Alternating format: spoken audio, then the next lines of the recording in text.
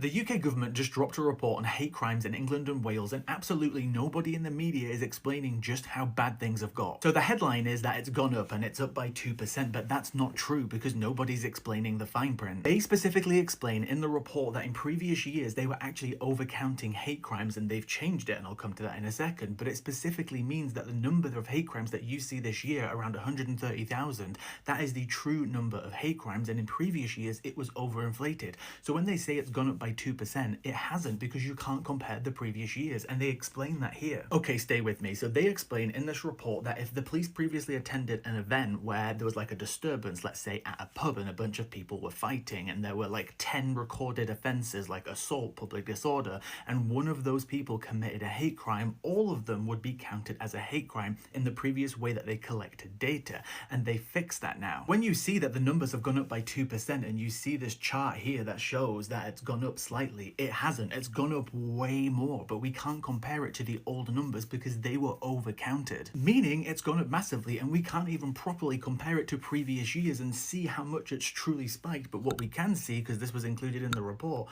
was this lovely spike here, which if you look at the date, August 2024, this was Southport. This line here represents crimes against Muslims. Why? Because Ali Al-Shikati, the guy who did it, right? Not Axel Rudikabana, because the online far-right spread the misinformation that he was a guy called Ali Al-Shikati and he recently arrived off a boat, and by the way, he was Muslim, none of which was true, which literally, that misinformation literally led to this spike in crime against Muslims. Also says that crimes against other groups have actually gone down, things based off of sexual orientation, disability, but again, we can't actually use this data to compare to other years because they were previously overcounting. So we don't actually know where the data is up and where the data is down. It's not necessarily the police's fault. They've changed how they count things in a better way. But obviously we can previously criticize them for how they used to count the data, but now it means we can't actually see how bad things are getting at a time when they're getting so bad.